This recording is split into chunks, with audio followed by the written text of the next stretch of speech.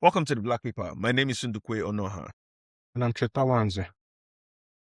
Chita, we have an interesting episode, if I may say so, ahead. Do We we? want to talk. Yeah, I think so. We want to talk about the Home Office's uh, message that visa applications have fallen by 100,000 in 2025. We want to talk about the UK police chief in the West Midlands police chief resigning Sure, because of that's AI. your police chief. No, no, I'm East Midlands. So he resigned because of AI, and then we want to talk about the new set of people leaving the Tories yet again for reform and what it just means, if the reform are the new Tories. But before we start all that, Cheta, I don't think it will make sense to start without talking about one of the most exciting moments for our community, which was the just finished AFCON. How did you enjoy that absolutely chaotic final? There's a God. Justice was served. End of story. See, the Moroccans had done a good job of hosting, but as time went on, it became clear that they were getting all the favorable calls, 50-50s. And we're not talking of just the final match. This is starting from the knockout phases. So in order, they played Tanzania, they played Cameroon, they played Nigeria, and then they played Senegal in the final. And it became very clear that they were getting all the 50-50s. Anytime that there was something, so the Tanzanians complained, the Cameroonians complained, and then we complained. During the match with Nigeria, one very bad thing that they were doing was they kept nicking the towel. So keepers usually It was disgraceful. it God was Almighty, embarrassing. it's disgraceful. So basically, keepers take those towels to clean their gloves because the glove is like for the keeper, the glove is like a boots. He needs it for the game, so they need those towels. And these people just kept making the towels disappear. Just a way of unsettling the keeper, so that they will just try to get undue advantage. So the Senegalese saw all of this and were prepared. So of course, by the time the final came around, then there was that very in short, I am actually very angry with our Ghanaian brothers because the guy who refed the semi-final between Nigeria and Morocco is Ghanaian, and there were a lot of questionable calls.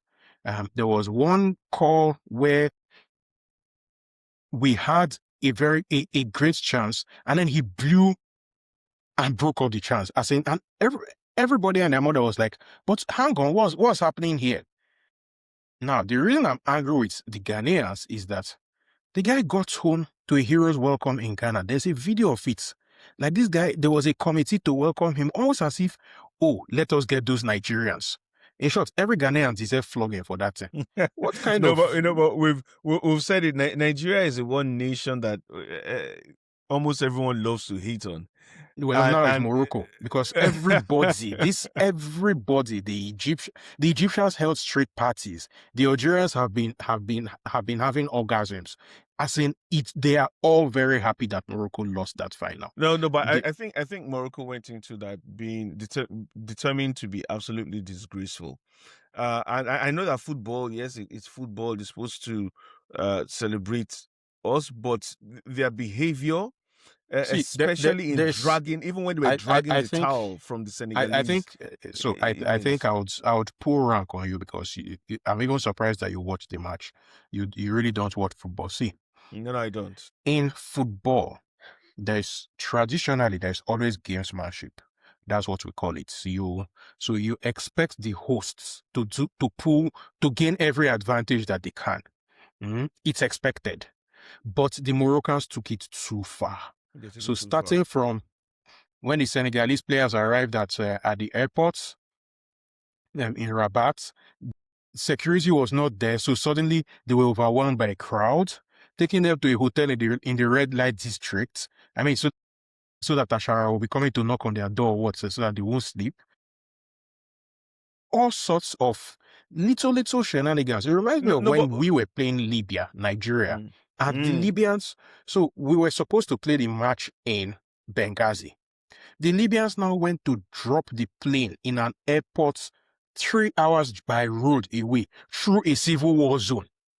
Like I said, the Super Eagles would have had to travel through a civil war zone in order to get to destination. Like, how do you do that? No, but you know, that also shows there's a lack of for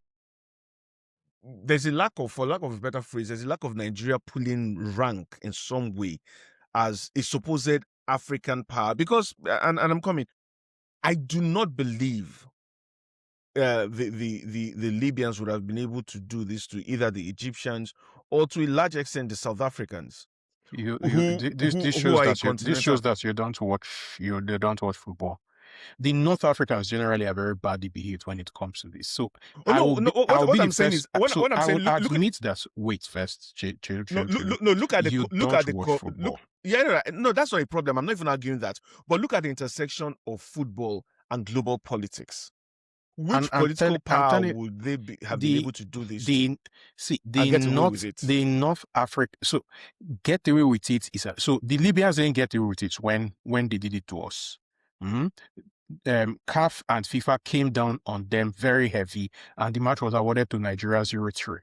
So the Libyans also, the problem really is the fact that for the longest time, the African Football Confederation, CAF, has not been taking these things seriously. So because of that, people have been getting with it. So there's talk because the Senegalese walked out when that penalty was awarded, and it was a very soft penalty. I'm not saying that it was not a penalty, but it was an extremely soft penalty. The referee had what you call discretion. He could have let it go because the truth of the matter is that the two of them, it was 50-50. So think about it. A few minutes before, there was a 50-50 between a Moroccan player and a Senegalese player, and he awarded in favor of the Moroccan. A few minutes later, kick off the game, literally, there was practically a 50-50 between a Moroccan and he again awarded to the Moroccan. You know, that's what I'm talking about. But the point I'm making is that this is something that has been happening for decades, as in African football. And in North Africans are the past masters of it. The Egyptians are the worst. The Moroccans are basically learning where the Egyptians are. Right. So away from football, where do you want to start with our three topics? Visa, falling, AI, or generic defecting? Any of them is good. I mean, if we take any of them, because if we take the two of them together, there's actually a common thread. The UK is in a period of recalibration, and so there's a push for more border control.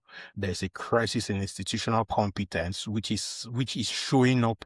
Which they need people to help them show up their institutions. It's not an accident that, for example, a lot of the civil service subcontractors are going to Indian firms. That's not an accident. And then there's a political realignment. So I think that's where we should start. Robert Jenrick. Our sister did well, did she not? Yeah, well, she did in yes, because I think what she did by Even you announcing. have to admit. Oh no! See, look again. I've always said it, and I will say it. I'm never going to say my side gets everything right all the time, or the other side gets everything wrong all the time. Because that's madness. However, for those who have not been following, a few days, I think this was on Friday. It's just under a week ago. Was it Friday or Thursday? I think it was Thursday. We woke up to a video, and you could tell that this was you hastily. Wake up late. No, when I say you woke up, again, it's a figure of speech here. A video that was hastily prepared by Kemi, who, for those who know the Conservative Party and their social media videos, you will know that they have slick videos, well prepared, and this is the leader of the party. So whenever she puts out a video, it's professionally put. But this was her sitting probably somewhere in her home, blood environment, so you could tell that this was done on the fly. This had to go out before the news hit everyone, and They were in trying it to she they were said, trying to blindside Nigel Farage because he "Yeah, yeah." But if I finish, so yeah in that video, what she said was, she's had incontrovertible evidence that Robert Jenrick was going to defect to reform, and do that in the most damaging way to not just his shadow front bench colleagues, but his party as well. So because of that, she had suspended him from the shadow cabinet, or removed him, maybe not she had suspended, fired removed him him from from the shadow shadow cabinet, cabinet and removed the removed the party whip whip from from him. him. So what she had done was fired him from the Conservative Party. And in so doing, what she then did was to, rather than turn the story from Nigel Farage has collected Biko, another. don't be angry. I think you, as well, you as a British politician, can you explain what removing the whip means for Oh, as right. Okay. Nigerian audience? Because I once used that as well, and people thought that it was using koboko Flogging. to hit. No, so So when you remove the whip from someone, what you're basically doing is you're expelling them from the party. So what she did was she expelled Robert Jenrick for planning to defect to reform, and to do so in a damaging manner. and who And is but Robert Jenrick? Robert Jenrick, that's a good question. Robert Jenrick was the shadow uh, Justice Secretary who ran against Kemi Badenoch, who is leader of the Conservatives, in a leadership election. But even though he lost to her, has since been sniping at her heels. And everyone knew that all he was just beating his time for a comeback, because he always wanted to be a leader of the party. And And what is shadow? What is shadow government? Because uh, the time that we had shadow government in Nigeria, they've been taken to uh, court for treason. Yeah, no, but that again, remember, we'll have shadow government in place like South Africa, other countries that have the parliamentary system, and because it's not just Nigeria, but for those again who may not know, a shadow government is your position anyway. There's somebody who shadows the prime minister, who is the leader of the opposition, and then shadows all other ministers of state and their ministers under them, so that they can give alternative policy uh, policies to what the government of the day is doing. But anyway, Cheta, any other question? I'm sure you fill that in when you're talking. But what they did, what Kemi did by moving fast against Robert Jenrick, was to remove the sails from Farage's, the wind from Farage's sail, so that he doesn't come and say, "Oh, look, I've snatched yet another serious story," and the story then became the Reform Party is getting the Conservative reject, rather than the Reform Party has snatched this serious or senior figure from the Conservatives. So, Cheta, why on earth does this matter to us in any way, shape, or form? Well, from my point of view, the key takeaway, the key thing is Robert Jarrick is he was he was on the right of the Reform Party, um, so he's almost definitely good. There are people who will jump ship with him. So there's clearly a realignment happening to the right of British politics, and it's important for us to watch it because it's cuts very deep into the entire immigration debates.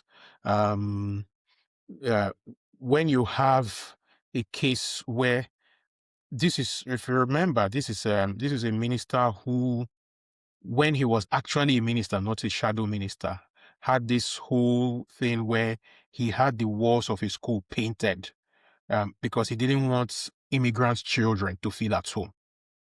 So he painted over the cartoon characters that were yes, on he the painted over walls in cartoon rooms where they characters on kept the walls children. of his school where children were kept. He had it painted over. So It's that disgusting. there are two things that are going to come out of this for me. One, there will be consolidation, but number two, and I think this is a more important thing, there is only going to widen existing fault lines within reform, because Jenrick himself is an ambitious person, very very ambitious. He wants to be leader. So it's open for debate, and there was something very very prescience that Kemi said. She said, generic is reform's problem now. He will prove to be a problem. I said he will prove to be a problem. But it's overall, it's less about one politician and more about the consolidation of power around stricter immigration views. It's clear that the people who want stricter immigration are moving in one direction. And the question that is open for that is up in the air for everybody to ask is, and this probably leads to the next story about the drop in visa applications. Will the government of the day keep pulling rights when it is clear that even with all their attempts to appease these guys, it is not working? You know, the interesting thing, and it's interesting you say that. So I've just come from helping to push for the Labour candidate one in a by-election in Amber Valley, and it's interesting that on the right now, as it seems, of reform is a party called Advance, which was floated by Ben Habib, who was a former chairman of Reform, who in his own I always find it interesting when I see people like Ben Habib, because for Ben Habib has Asian origins. But please carry on. yeah, but in his own estimation, reformism hasn't even gone far enough, and now Advance is making, pardon the pun, but they're making advance on reform turf. But why that is interesting is because you've mentioned it. We now what Robert Jenrick is what, about 20 something now when it comes to former conservatives that have moved or that have moved to reform. In fact, over the weekend, the former shadow foreign minister Andrew Rosendale also moved to reform after Jenrick. But what you see happening is that reform has become there are memes and jokes going around the internet. They're now the clearinghouse for, as it seems, Tory rejects, the Tories being the Conservatives. But what's even more interesting is that although reform came out as the insurgent party, as it were, railing against the two-party system, suddenly they're seeing the Conservatives slowly take over. And now they're Tory 2.0. But even more than that, the point to Jenrick being reform's problem now is that now he's actually Nigel Farage's problem, because Nigel Farage is famous for not broking any opposition or wanting someone else to shine like him, which is Within the why party. within the party, which is why Ben Habib left, because they couldn't get along, which is why Richard Lowe left, because they couldn't get along. Richard Tice was chairman, then and he was rising in the polls, and Farage said, Zia hang on, Yusuf. this guy, yeah, so he comes back, takes over from Tice, relegates him to the background. Zia Yusuf comes, he's doing the rounds, he's shining. Farage says, hang on, it's not going to work. And so Zia Yusuf left but didn't quite leave. So he's no longer chairman, but he's now head of policy. But when you then have an ego like Robert Jenrick come here, who's been making social media videos for the longest. You have a good media performer in Jenrick. You have a good media performer in what's his name, Farage. Question is how very soon they're going to go head to head. But if you look at Jenrick, the problem I see, so for reform, the problem for them is they are now Conservative Party 2.0. So it's not even reform taking over the Conservatives, it's the Conservatives taking over reform. However, what you will see, and Jenrick has shown that he has a capacity to look out for Jenrick's best interest, and everyone be damned. Because he came into the party as a Cameron centrist conservative. So David Cameron, former PM. But then, so everyone saw this guy and thought, well, he's not as mad as the rest. But as he kept looking out for his own self-interest, he suddenly realized that I can go from, and if you believe the stories, he cried when he was told that he'd have to get tough on immigration because he just thought this is madness. But then suddenly realized that this can advance me. So suddenly went from the centuries crying generic who thought we can't be hard on migrants to the guy who thinks everything is wrong with migrants. I didn't see a white face in Birmingham. And now has gone from that to reform, where in order to advance his own interest and in order to grow in favor with the hard right members of reform, would have to go even tougher on his stance on immigration. So it's going to be a case of who is the tougher reformer, Robert Jenrick or Nigel Farage. And then I believe you're going to start seeing even more crazy rhetoric come out from the Reform Party. We might just see a rise of remigration debate, but I don't know what you think about that. Well, I think that my own thinking is that they will descend into civil war. They would ultimately fall over all over themselves, especially I think what will actually bring the break is, so it's not going to be as vulgar as it tends to be in our neck of the woods, but there'll be a fight for American money. The American right wing is clearly trying to finance a lot of these guys, and there's going to be there's going to be that fight to be the beautiful eyes and the bride in the eyes of the Americans. That, I think, would be the key breaking point. But I think that reform will do rather well in the elections in May. And it is that exposure to power that will finally show everybody who has sense between his ears that reform has not much to offer. Like I keep saying, reform has peaked. They've essentially attracted all the crazies. So the people who are left for them to try to attract are those who are moderates. It's not going to happen. I think ultimately, I think that the big winner from all of this will be the Lib Dems. That I still stand on that. Hmm. That's actually quite interesting. That would be good to see, or rather interesting to see. And okay, well, we'll be here to see it. But you're right. Reform seems to have peaked because for 2 weeks now they've I've been remained saying it for months now. constant. No, yeah, but they've remained constant in the polls at I believe 24%. They are Uh, actually there was a point where they hit 29%, but their natural level, in my view, is somewhere between so it's not going to be a static number. I think their peak popularity is somewhere, will always oscillate between 24 and 27, 28. That's my view. Well, let's see what happens, and it'll be nice to see, or interesting to see how well they do in Amber Valley, because there was no, I don't remember the place. There was a by-election, I think, last week where, interestingly, Labour held that seat, despite all the talk of reform and all that. So we're seeing people suddenly pulling back and asking themselves, "Hang on, is this what reform has to offer, or doesn't even offer at all?" When you look at even in councils where they're suddenly trying to deprive children of support, children with special needs, of transport to their schools, and suddenly you're like, oh, this is a bit funny. We're going to have to see what happens with regards to that.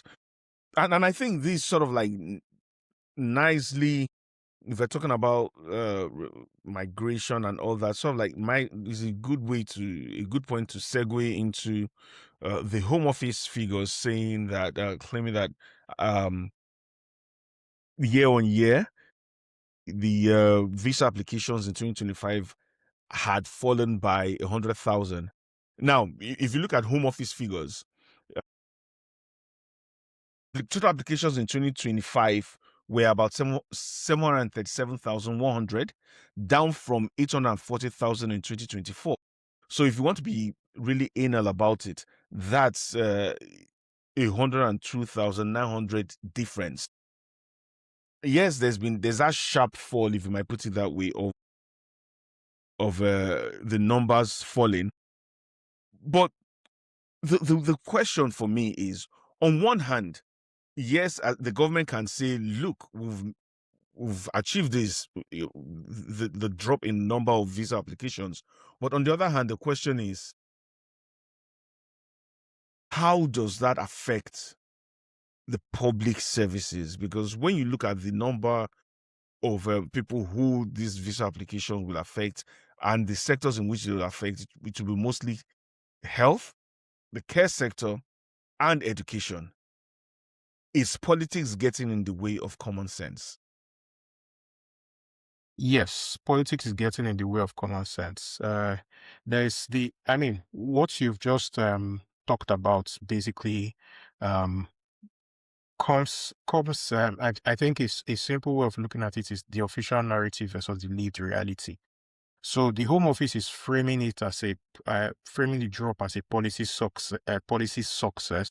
I was about to say politics as a policy success, which is a political success. The jury is out on that, and from that point of view, it's a win for British workers. However, for many experts, especially those who um, came through legal and it must be said, expensive and very tough routes. This kind of celebration can feel dismissive of our contributions to the country. Hostile comments by Brits actually hits. They hit very hard because they amplify that sense that whether it is legal or illegal migration, they are often conflicted. I think the best example is the poll that I referenced 2 weeks ago, the more common poll, which showed that despite the fact that immigration is coming down, 67% of respondents think that is the highest it's ever been. There's a clear disconnect. Now, the numbers dropped not because people stopped wanting to come to the UK. The problems that a lot of us from African countries have back home still exist, and of course even for people from the Middle East, for Asians, but the rules have made it impossible. So when you think of the ban on bringing dependents for university students, for care workers, many people who came to work in the NHS doing jobs that it must be said British people often refuse to do, it's basically a slap in the face. I mean, look at the scandal around the prisons visa thing. So it's basically a slap in the face because what the government is essentially saying is, we want your labor, but we don't want your life. And how does that work? I mean, there's a reason why Japan's immigration system, Japan opening up their immigration system has not been a success, because you want people to come, but you don't want them to come with their families. How does that work? It really doesn't. It's saying naked, it's like a naked confession of, we don't give It's a damn about transactional you. and it's Yes. cold. And one thing that people who move, human beings want to feel welcome. It's just that simple. I mean, for me personally, I always laugh at the irony of certain people who shout about how the UK is being overrun by foreigners and then up sticks and go to Dubai or Spain, and then tell the Spanish to speak English. But anyway, I'll tell you what we should be doing now. We should take a break. Let's up and take a break, and when we're back, flesh out this topic and the conversation around the West Midlands police and AI. What do you think, Cheta? No wahala.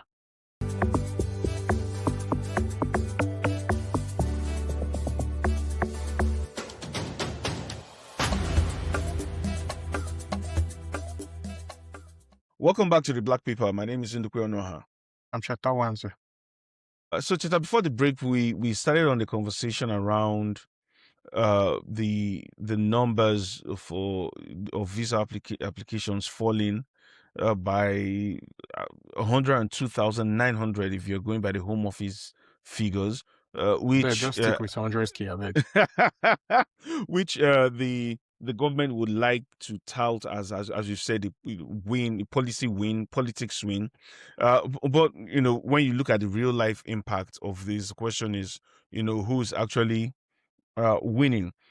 So I was looking at, and we've mentioned this in the podcast about the growing aging population of the UK, which is matched by the low birth rate, and by 2039, it's estimated that 1 in 4 people in the UK will be over 65, which is about 23.9% of the UK population. As at 2019, that was 18.5% of the population. But by 2039, 23, almost 24% of the UK population will be over 65, which means that population will definitely need care. Now, in a situation Which would where almost include us by that time. look, man, let's not talk about. Look, dude, Why are you no. afraid of your mortality? Look, no, I'm still a young, but anyway, but in a situation where it doesn't seem that there's much going on in terms of training people to go into the care sector, or even enticing them to go into the care sector. That's a key thing. The question is, are we at some point going to see a similar decision with the prisoners, where one day you're told to pack and leave, and the next day you suddenly realize, hang on, we don't have enough people to take care of this 24% of the UK population who will need help or need care? So in my view, it's almost definitely going to happen. So I think you want to go back to first principles. So the UK welfare state is in many respects a child of the Belvedere reports from I think 1942. And at the time, the average life expectancy in the UK was just over 60.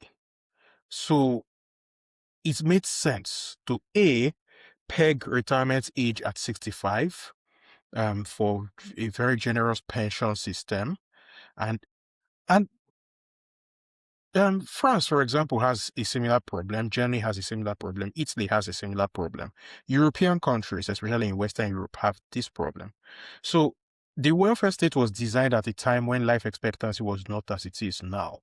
Now, all of them have life expectancies in the 80s, so which means that many people retire and then they have 20 years where they I don't want to use the word become a burden, but that's the way many politicians, especially on the right wing, put it. It's not. These are people who have contributed to society, so society has a duty to take care of them. But the problem is society, because life expectancy has grown, the number of people, and I forget the numbers. As of the time that the current UK welfare state was designed, there were 8 workers, I think, for one pensioner. Now it's closer to one it's closer to 5 for 1 or 4 for 1. So which means in an 80-year span, it has halved. More people are carrying the burden of caring for pensioners. And the UK, like every self-respecting European country nowadays, is not at replacement fertility ratio, which means that fewer children are being born. There's a statistic that I've always loved to quote for demographic reports, which we do, which is that more babies, and this has been true since at least 2014. Every year, more babies are born in Nigeria alone than in the entirety of Europe, if you don't include Russia. You Nigerians have been keeping busy. Well, we are busy. We are busy. We are busy. We are poor. So for many Nigerians, especially the lower end of society, it's not an accident that the higher birth rates in Nigeria are in the poorer areas of Nigeria.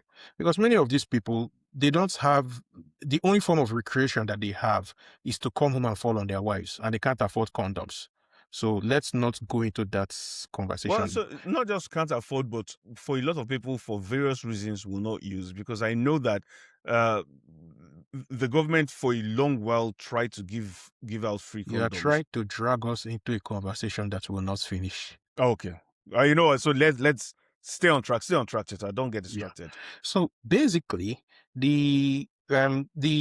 so what is happening is that the UK's welfare state needs people. It's that simple. In order for, because the welfare state, and sure, okay, not just the UK, the welfare states in various countries in Europe needs people. But A, they're not producing enough people. B, even when they're producing people, doing the work, it's no longer, it's the people have been wealthy for a long time, so they can't accept to do certain kinds of jobs. I mean, I still go back to two people who either didn't think about it clearly when they said it, or said it because what the hell, and it didn't age well. One was Kemi Bejinok saying Nigerians just come here to clean bombs. Now, the thing is, when it comes to political discourse, there are things that you know to be true. However, sometimes political wisdom says don't let your intrusive thoughts win. So A Not was just Kemi political Bajinok discourse, not just political in life discourse, any generally. discourse. Yeah. Yeah. So she said that, and then Zach Polanski, who was I I'll say remember the doing Zach so well. Polanski one. Yeah, and when he said it, it was like there was just a He, screeching that it, I it could was hear. clear that his brain engaged shortly after he said it. Yeah, because like, well, I don't know about you. I don't want to clean bombs. I'm like, whoa, my man. So you know, I'm like, on one hand, you know, you're supposed to be the guy. You've made yourself to be the guy who, the man of the people. yeah, the man of the people, the man who says migrants is good, but then you just say blatantly, you know, this guy is almost like, yeah, you know, get them here to clean bombs because I don't want to clean anyone's bomb. And suddenly, But that is the prevailing attitude. but yeah, it is. But suddenly you realize that when you remove all the shiny words, all the nice videos and everything, the relationship between migrants and the UK is that of a deeply transactional one, where no matter what anyone says to you, people look at us and say, well, we need people to clean bombs. Let them come. Yes. And when we think that they are coming with their families or they are just doing enough, we'll go back. When we have more bombs that need cleaning, we'll let you know. Bring them back. You know, Now, so it's deeply disturbing. Yeah, to be fair to the Brits, it's the relationship between settled populations who live a better life and people who want to come and get their own share of that national cake. So think of back home. Those of us from southern Nigeria, in our heads, our northern brethren are only good to come and be maid guards or house helps. And that is very, very, very true. And look, I have to thank you for bringing that up, because there's a friend of mine, Donna Ogunaike, who I remember when we were having a conversation around just the issues of part of the problems of settling in here. It was at a panel discussion, and someone brought up the conversation around racism. Donna, I must say, was quite quick to say, hang on, yes, you're talking about, you know, racism here, which is a problem, definitely. However, how do you act to your fellow Nigerians back home? You know, have you taken away some of that bigotry that is there, or the ethnicity? So yes, you're right, because there are certain people. I grew up in Aba, so growing up in Aba, you knew that there were people, there were only certain jobs, in quotes, that you had people from, say, Akwa Ibom or some of those other states. And it was so, I mean, growing up, thinking about it now, it was stereotyping at its worst.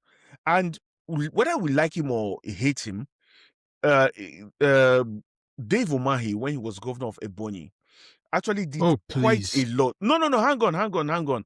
That's why I said whether you like him or hate him, but two things can be right at the same time. What he did I don't was like to him, so please stop giving us yeah. stop using So as a I'm good not. example. No. Hang on, but let me finish. What Dave did during his time was to try and show that there was an Just trying to be alternative. civilized here. Yes. That's why. Look, What, he's like his see, Marmite, why but he don't you showed. use Victor Atta?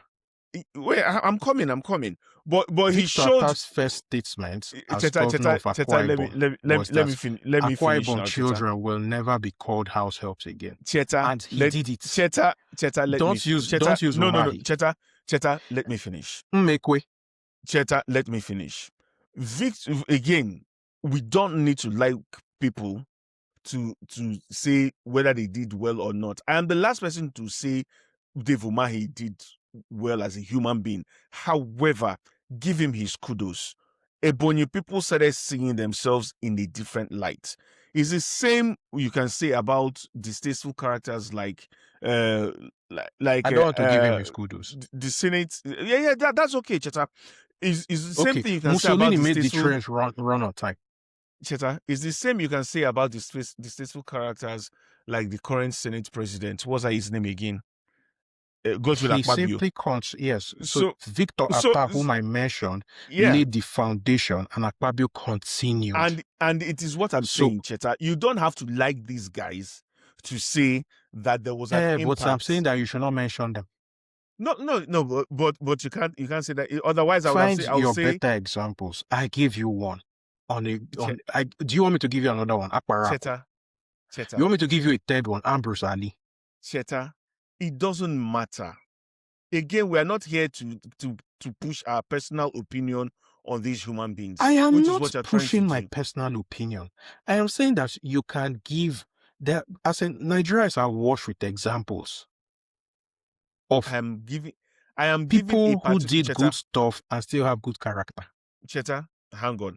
The context for this is I am from Abia State. And I know. So you're not from Ebonyi State. No, Cheta. In short. Again, Cheta, if you let me finish, for goodness sake, please let me finish. Thank you. What made this man? No, hang on. I'm from Abia State. Growing up, I knew the positions that people from what you could now call Ebonyi State were held in. I don't need to care about the governor that changed the fortunes. What I'm saying is people started seeing themselves as more than just house helps and more than just security men. During the time of this guy, forget about whether you like his policies or not. You can say two things. You can walk and chew gum. Two things can be right at the same time. He can be a terrible person as a governor. Policies. Yes. See, I will grudgingly admit that his policies were decent. It's his politics I'm talking about. I don't care about his politics. Wait, I don't. I've let you talk. Can I now speak?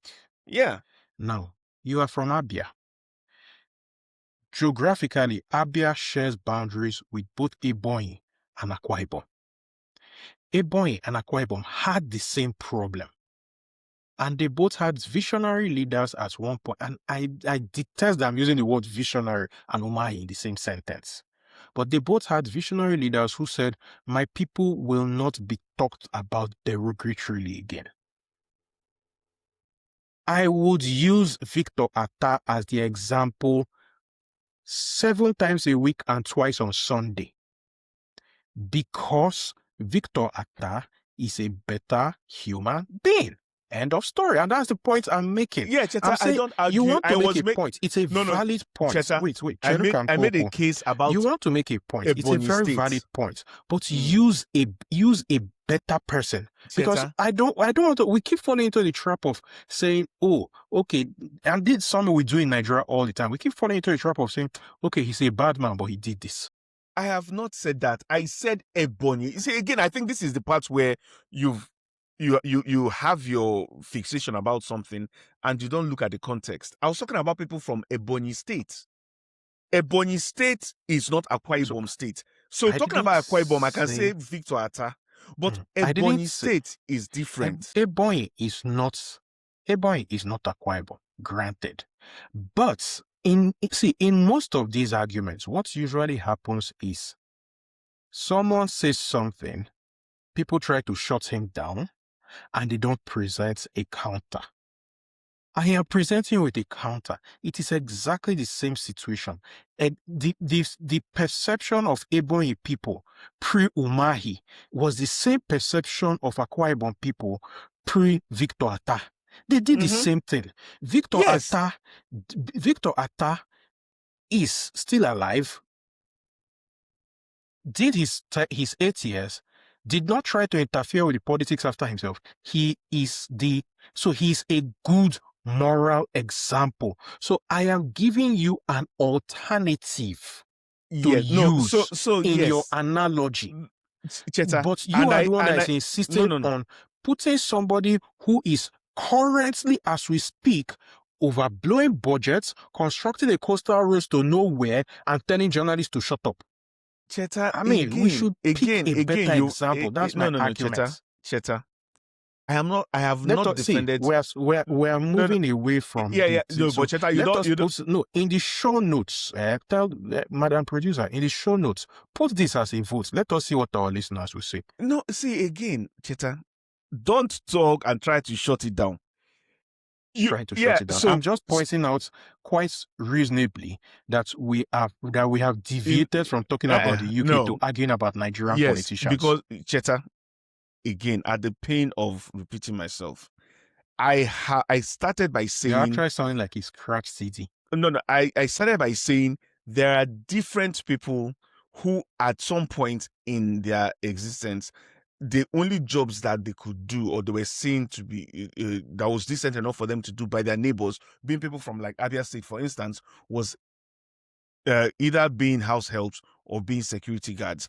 Those people, people from Akwa Ibom State, people from Ebonyi State. Now, it is not my business to defend any governor because I don't like, because yes, they're horrible people, but it is not my fault or anybody's fault that during their time in office, there was a change in the psychological, in how people saw themselves. So forget about whether they are kleptomaniac. That is not the discourse about how people saw themselves.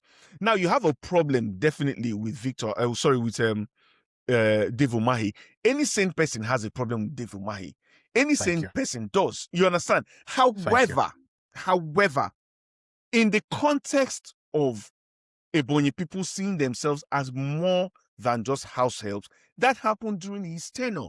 So as nobody I said, two things. That. But all you're saying is don't talk about him. So I took the argument further.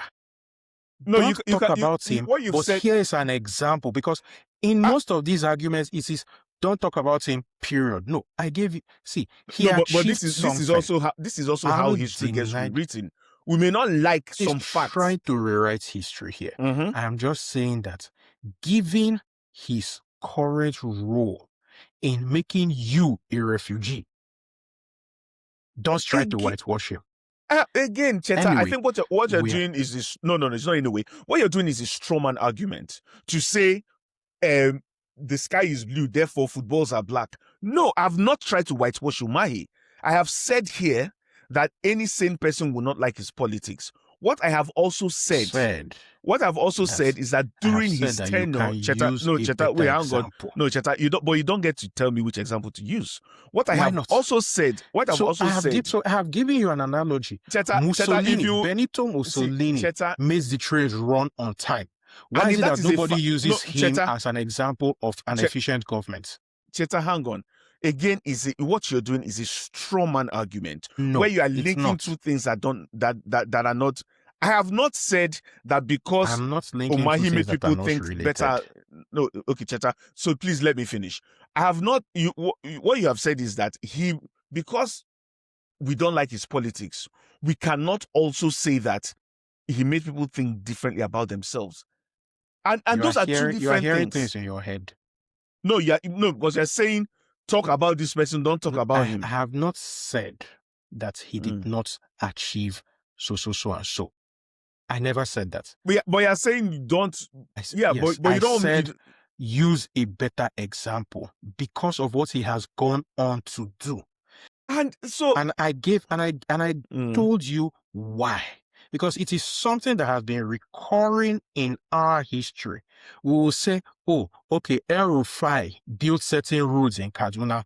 Oh, but while he was governor, Southern Kaduna came under attack. But he built certain roads. No, but at you are the same misrepresenting time, what I've no, said, Cheta. No, I am not Because I have not. misrepresenting. No, hang on. Because I did not say. I am extending. I did not. I did not say You Dave keep Umahi did interrupting so. me. When No, you I did not say Dave. when you spoke and you said I should let you speak. Yeah, no, speak. But if you try not to misrepresent me, I am that not would be misrepresenting you into Kwe Onoha.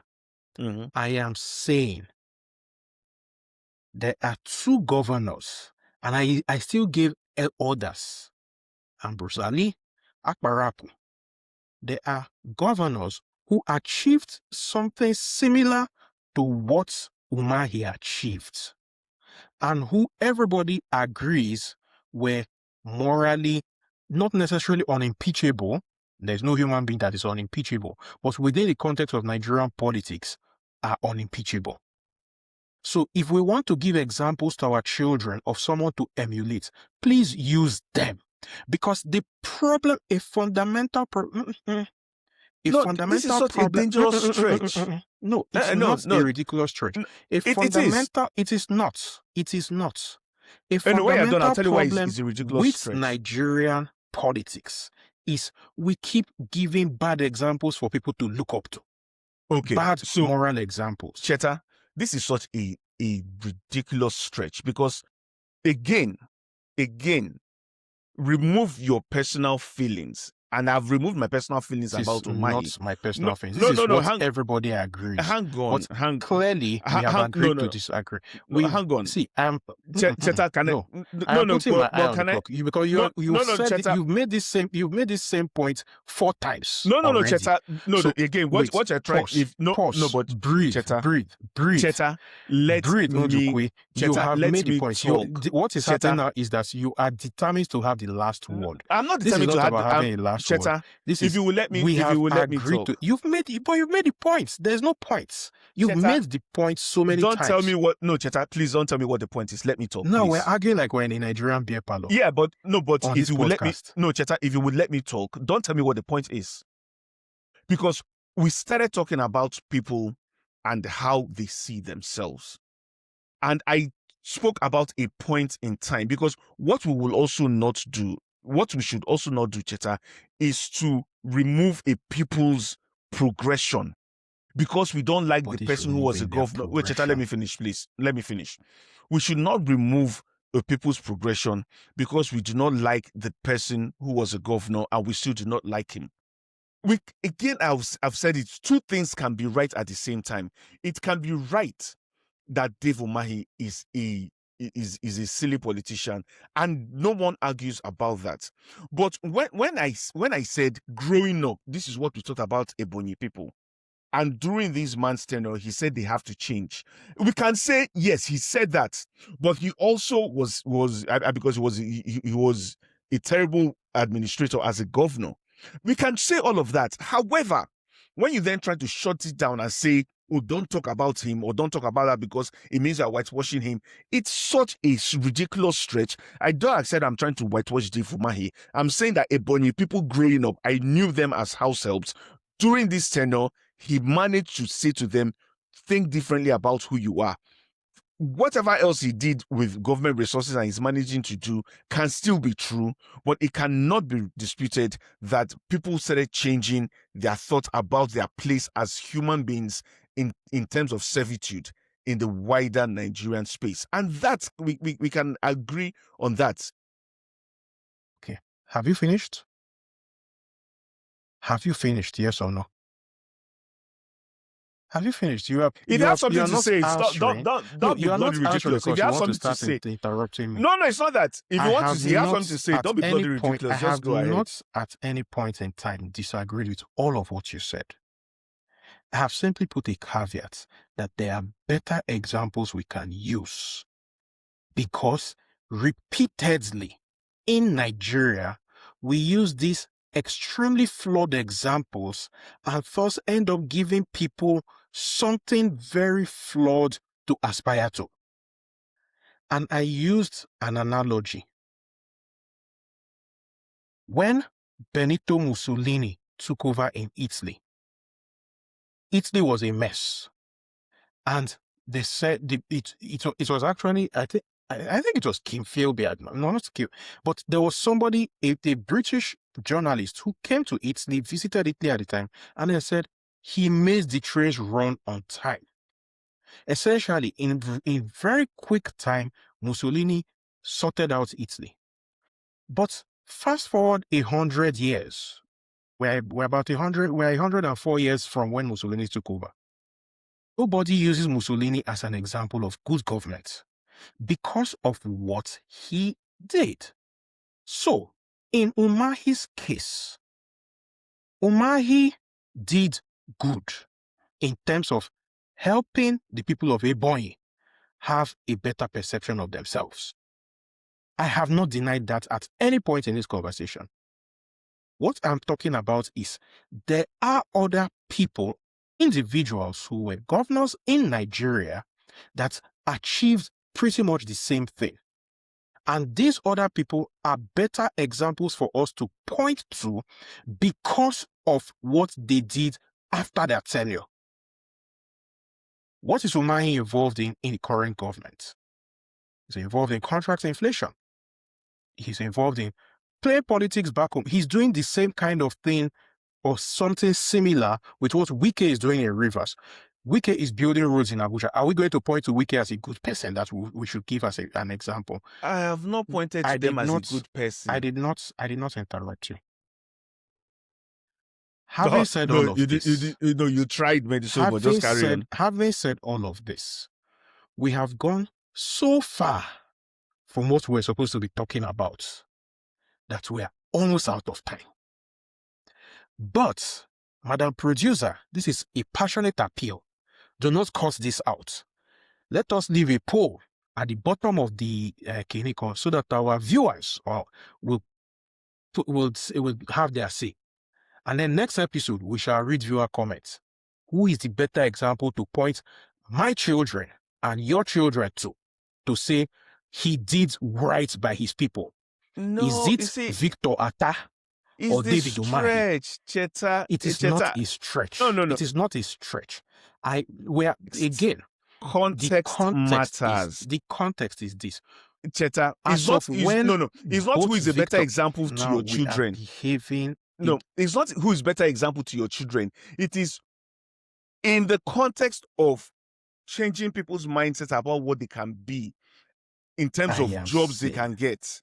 Examples under whose leadership did this change? Before and Victor that is a context. I'm not saying this person is a good person overall and this person is bad. Before Victor Atta became governor of Akwa Ibom. That was Akwa Ibom. Okay, so who else? So are you trying to write off the Akwa Ibom? No, you are making such. As in, I can't even believe, Cheta, the extent to which you try to make these arguments. We said there are two states, Akwa Ibom, Victor Atta. Yes, no one's arguing. The same problem. Ebonyi, Ebonyi, Dave Umahi, whether he's politics, I'm again in the context of getting people to rethink their life, their career choices. Precisely, that is what we're talking about. Not about who's a better. It is precisely the same thing. It is precisely the same thing. Atta did. And I agree. Put it in that context, Cheta. Don't talk about who is a better example to your children, because that is so hilarious that you're even trying to go to that. It's hilarious. It is. I never attempted comedy. So but putting me in the same bucket as basketball and Chris Rock. You're making a strawman argument. It is quite ridiculous that you are. Strawman argument. The argument here, I would actually go so far as to say that, because what you are doing is ad hominem.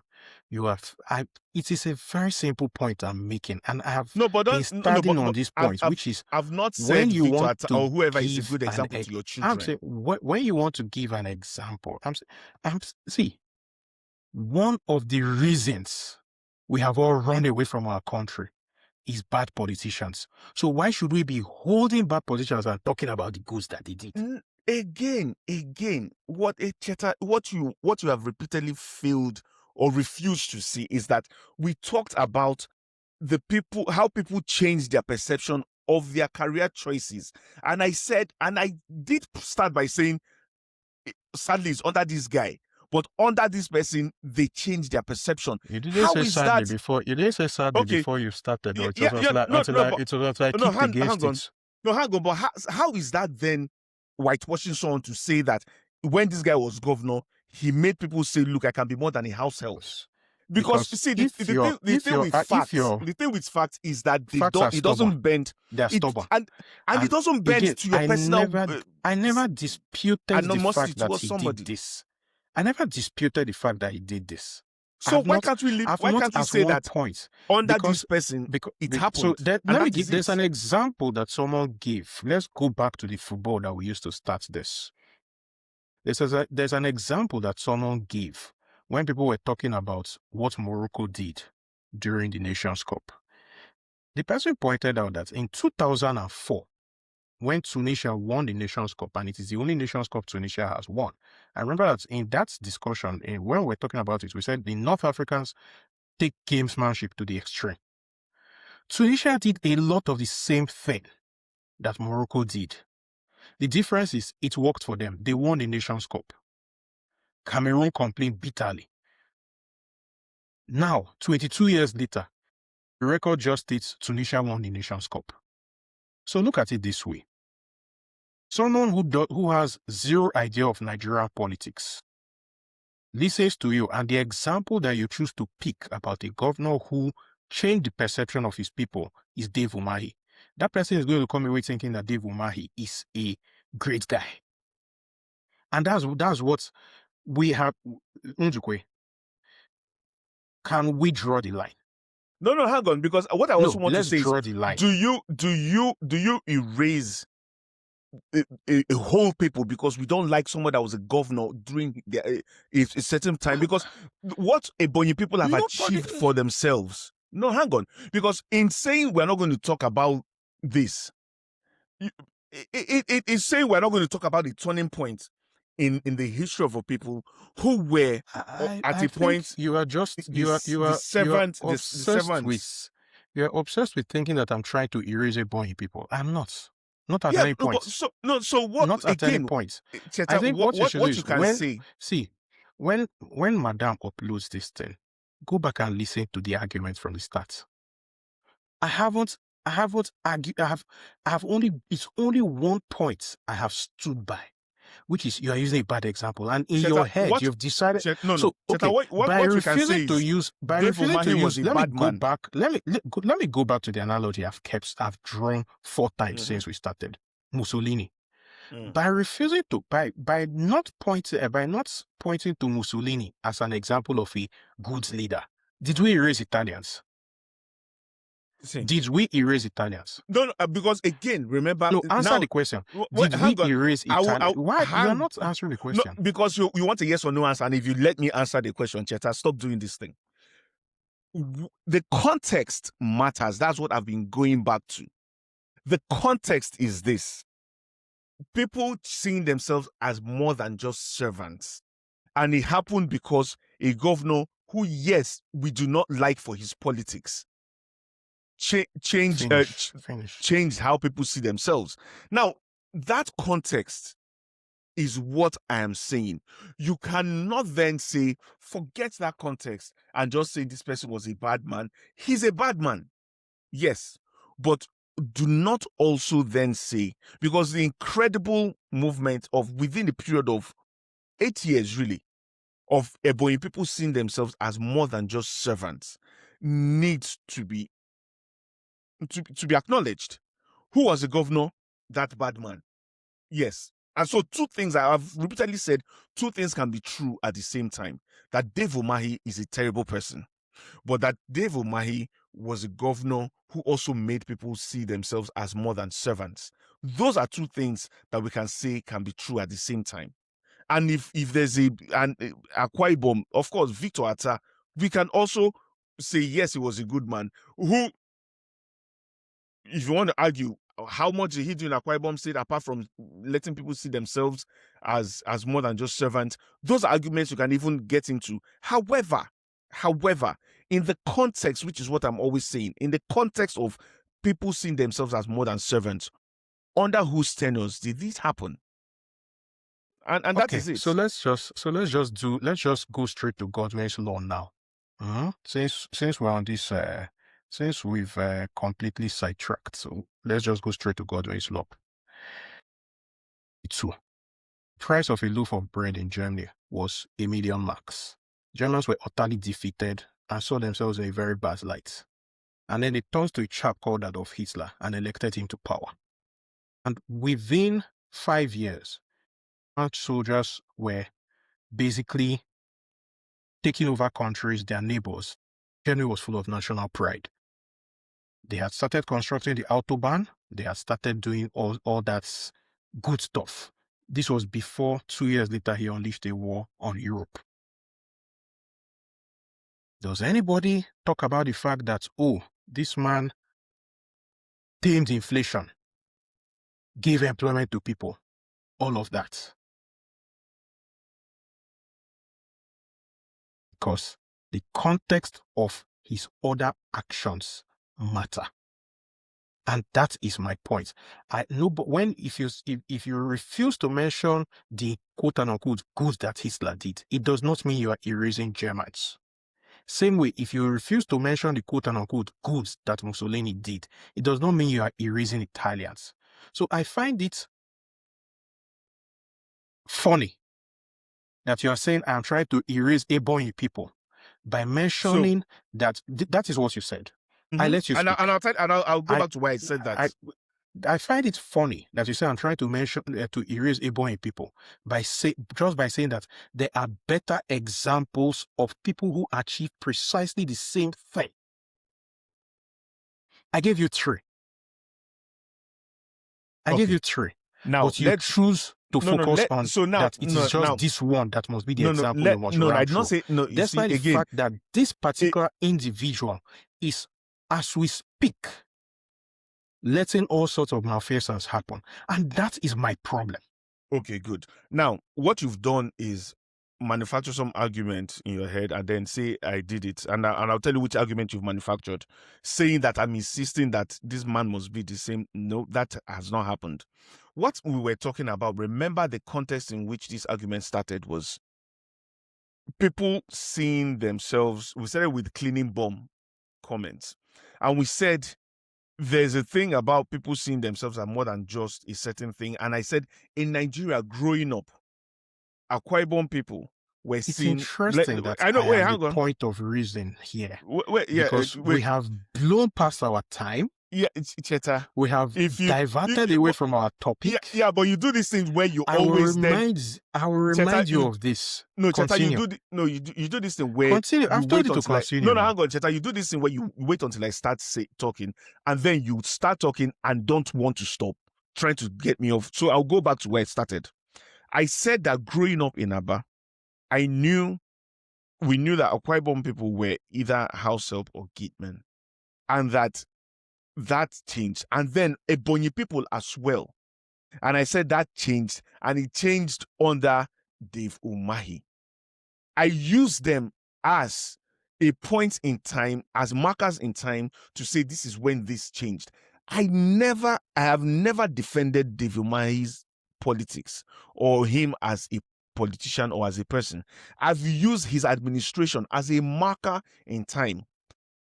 With Victor Atta, I mean, you mentioned Victor Atta. In fact, I was going to mention Akpabio because I actually forgot this started before Victor Atta. So that's why I was saying, oh, this Senate president. No, Akpabio was after Victor Atta. I know. That's what I'm saying. So I use them as markers in time, not to say these people are good people, but to say this is when this thing started changing. And if we had, we would not have gone over 20 minutes or whatever arguing about someone's politics. Yes, because all I did was to use somebody as a marker in time. I'll give you another example. All I did was to say that he's not a good example. And you insisted. No, I not insist he's a good example. I insisted that this happened during his time. So trying to boil down that statement of fact that this happened between whatever year. To erase the people. Oh yes, because I said accused me of being a mass murderer. Yeah, no, I accuse you of making a straw man. I accuse you of making ridiculous arguments. You accuse me of Yes, genocide. because you've Your been making exact ridiculous words, straw man arguments. your exact words was that I tries to erase a Bonny people. Yes, Those were your exact words. yes, because you've been making I can frankly take you to the ridiculous ICC for this arguments. thing. It's not Which ridiculous. You keep throwing ridiculous, as if throwing it up and down will make it no, stick. It doesn't. it's ridiculous because again, as I've said, trying to create we are still a context doing this in time. Nigerian beer parlour thing. Yes, because trying to put something in time, Cheta, in the Nigerian beer to parlour, give a context, and then you say for our no. listeners who are non-Nigerians who have managed to stay till this, because I can expect that our Nigerian listeners will enjoy this. The non-Nigerian listeners will probably be wondering what is wrong with these people. For those of you who are non-Nigerians, these kind of arguments never end. In short, in the Nigerian beer parlour, people think that it's the person who shouts loudest that has won the argument. So what happens is everybody starts raising their voices until their voices finally crack. Anyway, let us be reasonable men and stop. Okay. So AI, we have blown past our bedtime completely. So let us talk. But because I think the this AI might thing, be the most interesting. I think the AI thing episode. is important to talk about, but we don't have much time. Maybe in a different on a different episode we can talk about. We can talk about it at length. Yeah, but it's so basically a background is there was a match in November in the UEFA Europa League. It would have been Aston Villa versus Maccabi Tel Aviv. Before the match, so we're back to football, that thing that Ndukwe doesn't really like.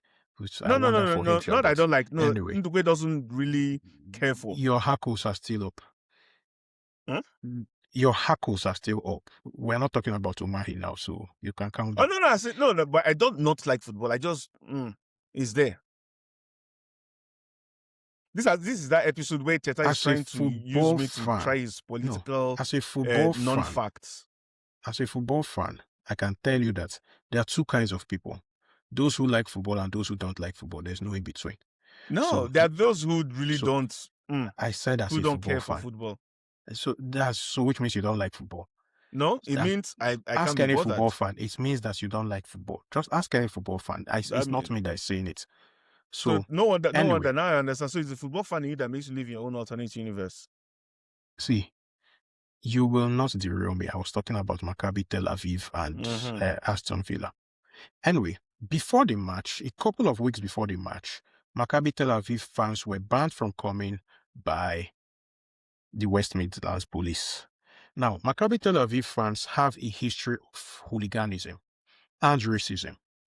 And that fed into what's the reasons, because it was in the context, Birmingham, which is where Aston Villa is located, has a very large Muslim population. So the police were afraid that there will be clashes. Bear in mind that a year before, fans of the same Maccabi Tel Aviv had been involved in a football match with Ajax Amsterdam in Amsterdam, and there were clashes. So the whole thing, there was that racial tension. Unfortunately, part of the reasoning, the report that the West Midlands police gave included a match specifically that was invented by AI. And on the strength of that, a lot of politicians have come out, and eventually the police chief of the West Midlands Police has fallen on his sword. He's retired. He essentially was given the easy way out. The Home Secretary wanted to sack him outright, but she doesn't have the power to. So it's only the Police and Crime Commissioner does. Yeah. So those ones simply advised him to retire. So if he had been sacked, he would have lost his pension and everything. But because he retired, he gets his pension and all of that. And the police commission advised him to retire because of the political heat, nothing more. So we are not going to dwell on all of that. What we want to talk about really is that AI thing, because AI, and the reason, so we would have dwelt on the other bits because that's the one that really affects our community, but AI also affects us. So let's just talk about that briefly because we've overrun our time anyway. So AI is here to stay. I think that people need to be realistic about that. It's giving the pep talk that I give in my office. The thing is, AI is like a tool. You need to actually know what you are doing in order to use AI effectively. That's where the problem comes. Most people, I have seen reports written by people that immediately you can tell that it's AI that's hallucinating. Yeah. Because one problem that a lot of Sorry, Cheta, can you explain that hallucination? Because that's to what I was you, trying to yeah. One problem that a lot of AI agents have is they don't know how to admit that they couldn't find a result. So instead of not finding a result, they would go ahead and invent stuff to fill in the blank spaces, which is likely what happens in this case. I can imagine that the prompts that the AI was given was, hey, give me a list of matches that Maccabi Tel Aviv had played in England that degenerated into fan hooliganism. And there's none. They haven't played in England. Of course, they've played matches in England, but they haven't played in England that's where fans ended up fighting. So what the AI did was the AI probably, okay, Maccabi Tel Aviv fans violence, and then found the top, of the Premier League, the current Premier League clubs, the the the ones that have historically the most violent fans is West Ham. So the AI just decided to put 2 and 2 and came up with 5. That's, Maccabi Tel Aviv and West Ham fans must have fought before. That's basically what the AI did. It would have been interesting if Millwall was in the Premiership. So the bottom line of the long and short of all of this is AI is here to stay. Very useful tool. It makes work faster and more efficient, but you need to know what you are doing. You can't give, so for example, you can't give someone the kind of complex data set. So for example, the data set on Nigerian food prices since 2016, and then just throw it at AI and say, analyze this. You need to be able to tell the AI what to do and guide it. And you need to have in-depth knowledge so that when the AI spits out the results, which is what AI does, it spits out results in seconds, you can look at it and know what is kosher and what is bullshit. Thank you for coming to my TED talk. In the Watchmen series, there was a question from a character called Roman poet Juvenal.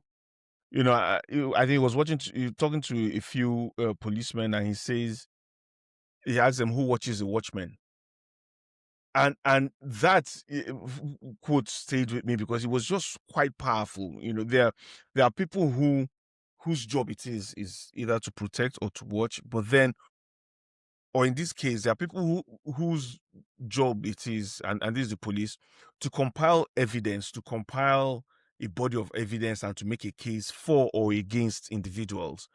But it seems that they've done in doing that. Who watches them to make sure that there's no issue, and why on earth are they using AI?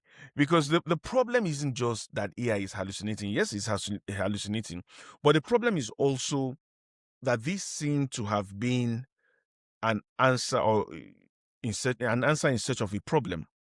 So we want to ban the Maccabi Tel Aviv from coming to our city.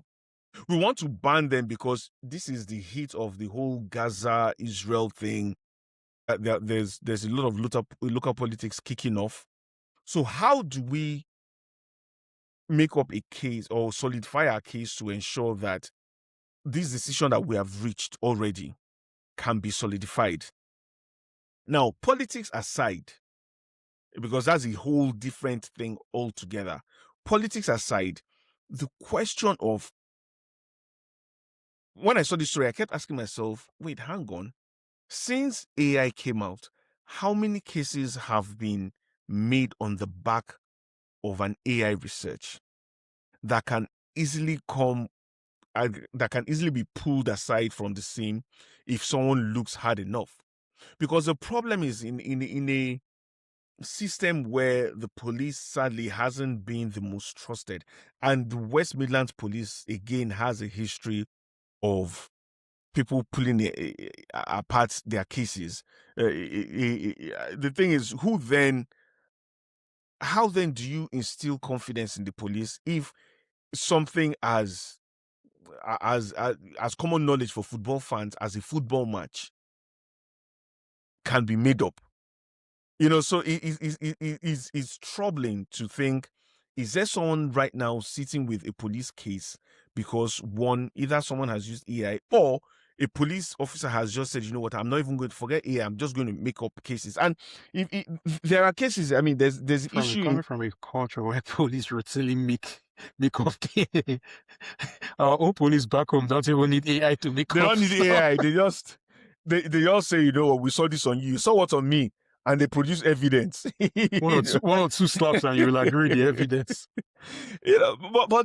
Cheta, when you look at current cases in 20 between 2017 and 2019, the Met Police had a black bank manager on their radar because someone saw him driving a nice car with a nice watch, and suddenly put, again, as you say, two and two together to make five, and said, this guy is running, he has a corruption ring going, he has gone crime, and there's money laundering. Why? Because you're black, driving a nice car, wearing a nice watch, living in a nice neighborhood, so you must be a criminal. And this went on for 2 years. Now you are It bringing ended. us. It ended with the guy getting a £1 million settlement, but not everybody ends up richer for getting a police settlement. misconduct. Yes. So that's the worry about how it can affect our own community generally. Because again, it brings us back to what I said earlier about the fact that AI is a tool. In the hands of any tool in the hands of the wrong person will end up being misused. So I mean, is this simple? I think I was about to mention which AI agents they use, but I realized that it doesn't help because all AI agents hallucinate at some point or the other. Oh my goodness, I've had some crazy results. But the key thing is, as you've brought up, the black community, not just in the UK, but in Western countries generally, has been subject to over-policing and profiling for a long time. So this case basically confirms deep-seated fears about institutional incompetence and possible misuse of technology. And power. It cuts and power, and it cuts to the heart of that mistrust. It's actually terrifying. There's a fragile relationship with the police. I mean, in our second episode of this podcast, we talked about the disparities, the statistics in how often young black men are stopped by the police as compared to young white men. So when you have this historical stop and search bias already, and then you now find out that high-ranking officers are using AI tools to basically invent evidence and then lying about it in parliament, and then lying about it afterwards. Man, you have to ask that question: what happens when it's a criminal case involving one of us? I mean, I can't resist giving the example of cartel de Sol that the Americans invented for the Venezuelan president. Did they use AI to invent it? Probably. So if the police are too lazy to fact check simple stuff, then who are the people that will suffer the consequences? It's actually it's scary. It's funny but not funny. It's funny but not funny. It's actually very scary.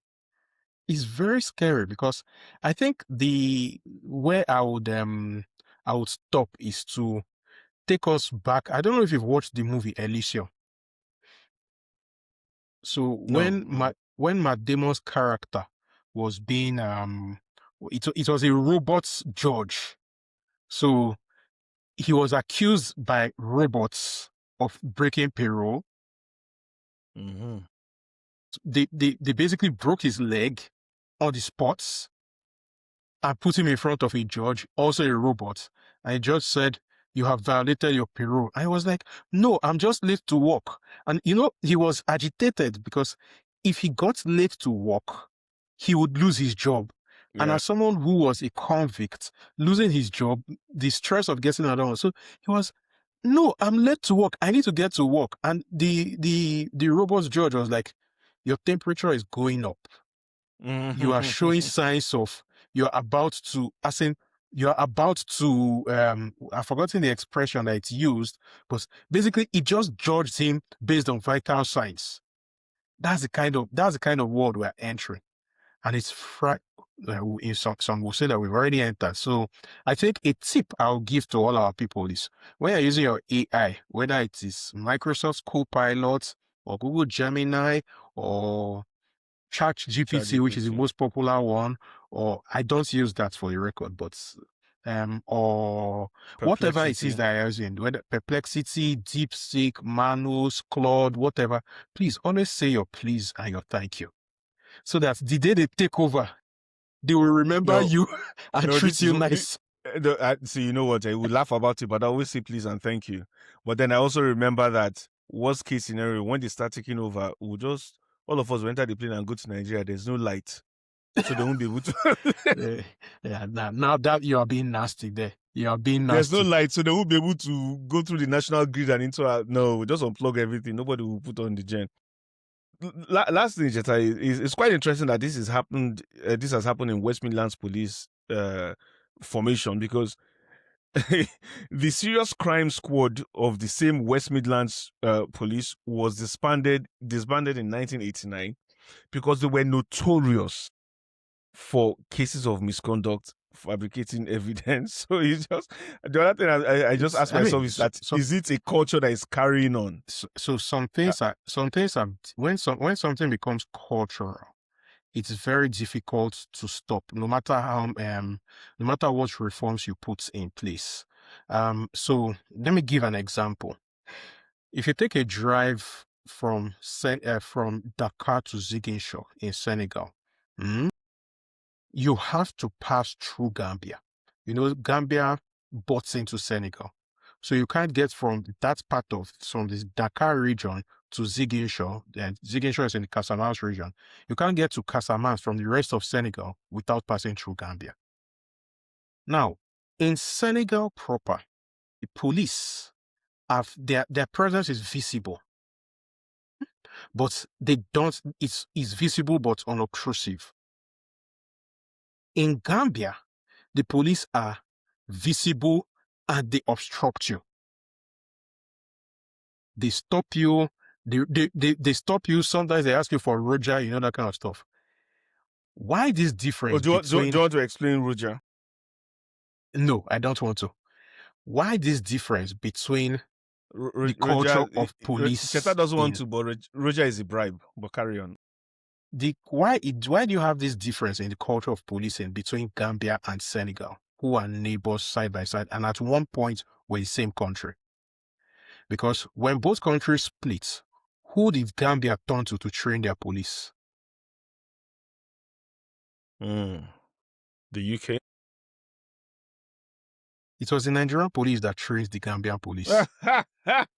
I think I'm it's sorry. a good point to end. Okay. You know what? No, sorry. Before we end, I wanted to say there was one. The interesting thing in this whole Maccabi Tel Aviv thing is that there was a lot of political pressure put not just on the police itself, but also on the government to investigate this, which is how the Home Office also got interested in asking the chief to resign. Now, I bring this up because whoever has Park's political pesta power holds influence. And this is something we've said a lot on this podcast. As a community, we need to start thinking of that pester power. We need to speak up when there are issues that affect our communities, because we're saying, yeah, the police might have used AI to fabricate evidence, but if there's no pester power, if there's no one advocating on your behalf, if we're not speaking up, then something like this can happen and just go unnoticed because no one speaks up. So speak up is what I would say.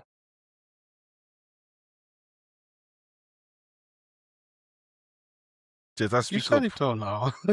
You said it all. We've said it so many times. Thanks to Harass Cheta your for making parliament, this. MP. Thanks to Cheta for making this the most chaotic episode yet. Nzukwe. Good night.